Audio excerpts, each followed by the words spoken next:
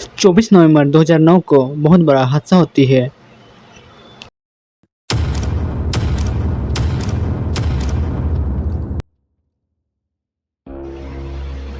Caving यानी कि गुफा की खोज करना। बहुत तंगी तंगी रास्तों पे गुफा में घुसकर उस गुफा के अंदर किस प्रकार के रास्ते हैं इसकी खोज की जाती है।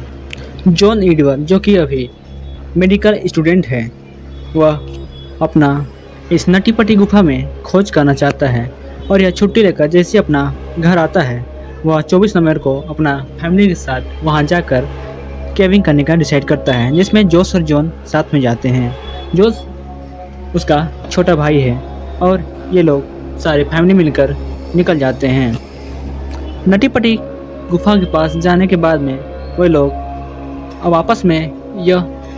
ट्राई करने की कोशिश करते हैं कि हम 10 लोगों में से कौन अधिक खोज कर पाता है, और जोश और जॉन काफ़ी उतावले हो जाते हैं। इसी बातों को लेकर ये आपस में भूल जाते हैं कि हमें आराम से और अपना जान का भी ध्यान रखते हुए चलना चाहिए। लेकिन जॉन काफ़ी उत्तेजित होकर वो काफ़ी आगे आगे चलने लगता है और वह एक अजनबी गुफा की रास्ता को खोज करने की कोशिश किया करता है, जिसमें उसे क्या पता था कि उसकी आज लास्ट यानी कि उसका आखिरी दिन होगी। यह ना सोचते हुए वह गुफा में बहुत मुश्किल से आगे बढ़ते जा रहा था। बढ़ते बढ़ते इतनी पतली जगह मिलने लगी जहाँ तक उसे सांस लेने के लिए उसका शरीर तक नहीं फूल सकते थे। लेकिन उससे यह उम्मीद थी कि आगे जाकर कुछ रास्तों में एक टर्न आएगा जिससे वहाँ से वह यू टर्न लेके वापस आ जाएगा, और वह एक ऐसी जगह पहुँच चुका था जहाँ काफ़ी बॉडी फ्लेक्सिबल होना चाहिए, जहाँ कुछ साल पहले एक बच्चा वहाँ जाकर फंस गया था। लेकिन उसकी हाइट थी 5.7 इंच और उसे यहाँ से बाहर निकलने में काफ़ी मुश्किल हुई थी, और जॉन की हाइट 6 इंच थी, लेकिन वह वहाँ से काफ़ी आसानी से पार हो जाता है और वह लगातार आगे बढ़ता ही रहता है। बढ़ते बढ़ते उसे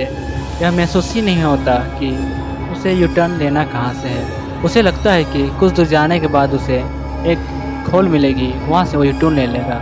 लेकिन उसे वह रास्ता दिख भी जाता है और वो वहाँ जाकर वह फंस जाता है। जब वहाँ जाता है तो उसे वह पता चलता है कि वह तो रास्ता का एंड है। अब ना ही वहाँ से वो आगे आ सकता था ना ही पीछे। अब जॉन बुरी तरह से वहाँ फंस चुका था, लेकिन वह कुछ भी नहीं कर सकता क्योंकि वह इस प्रकार फंसा हुआ है वहाँ पे कि वह ना आगे निकल सकता है और ना ही पीछे, क्योंकि उसका मुंडी अंदर की ओर धंस चुकी है। लेकिन धीरे धीरे कर उसके भाई लोगों ने उसे बाहर निकालने की कोशिश करने लगते हैं, लेकिन जॉन का वजन काफ़ी होने के कारण और वहाँ स्पेस काफ़ी होने की वजह से उसे ताकत से नहीं खींचा जा सकता था और उसे निकालने में काफ़ी मुश्किलों का सामना होता है। लेकिन कुछ ही टाइम में 3 घंटे के बाद वहाँ पे एक रेस्क्यू टीम आ जाती है जिससे कि उसे बचाया जा सके, और एक लड़की थी जो सिर्फ 5 इंच की थी और वह वहाँ जॉन के पास पहुँच जाती है और उसे अपने साथ खींचने की काफ़ी कोशिश करती है, जिसका नाम था सुसी। लेकिन उसे वहाँ से निकालने में काफ़ी मुश्किल होती है और वह काफ़ी थक जाने के बाद अपने थकान दूर करने के लिए बाहर निकल जाती है और बाहर आकर यह बताती है कि उसे वहाँ से निकालना उतना आसान नहीं है। और जो बाहर थे उसमें जॉन का बच्चे और उसकी वाइफ उनका इंतज़ार कर रही थी। जो उसके फैमिली को उस बात को मानने में काफ़ी मुश्किल हो रही थी कि हालांकि छोटी छोटी गलतियों से इस प्रकार की जॉन कैसे हो सकता है,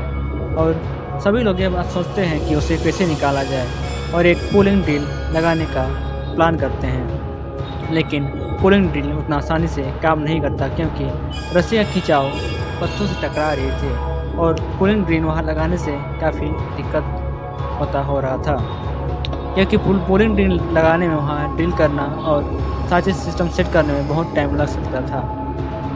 क्योंकि जॉन के पास काफ़ी समय कम था, क्योंकि वह सर के बल उल्टा लटका हुआ था, जिसके कारण सारा बॉडी का ब्लड माथा एवं फेफड़े में जाकर जम जाते हैं और उसकी 4 या 5 घंटे में ही मृत्यु हो जाती है, जिसके कारण उसे बचाना काफ़ी मुश्किल का काम था। और ज़रा सा भी लेट होती तो उसे उसकी मृत्यु वहीं पे हो सकती थी। इसलिए सारे रेस्क्यू टीम ने उसे बारी बारी करके बचाने की कोशिश करने लगे, लेकिन जॉन को बचाना उतना भी आसान नहीं था,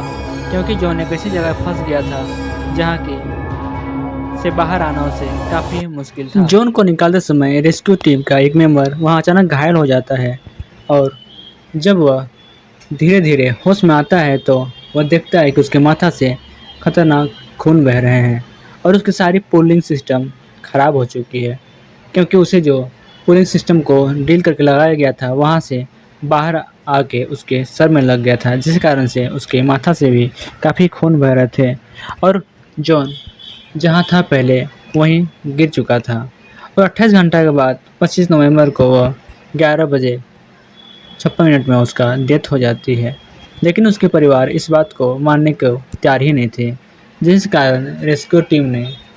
वहाँ से उसकी डेड बॉडी को निकालने की कोशिश करने लगे, लेकिन जॉन इस हद तक फंस गया था कि उसकी 2 टुकड़ा किए बिना वहाँ से उसे बाहर निकाला ही नहीं जा सकता था, जिसके कारण से रेस्क्यू टीम ने यह डिसाइड करते हैं कि आज के बाद उस नटी पुटक गुफा को वहीं पे सील कर दिया जाए और जॉन की बॉडी को उसी के अंदर छोड़ दिया जाए, और उसे सील कर दिया जाता है। और आज भी वहाँ जॉन की आत्मा, उसकी डेड बॉडी उस गुफा के अंदर मौजूद है।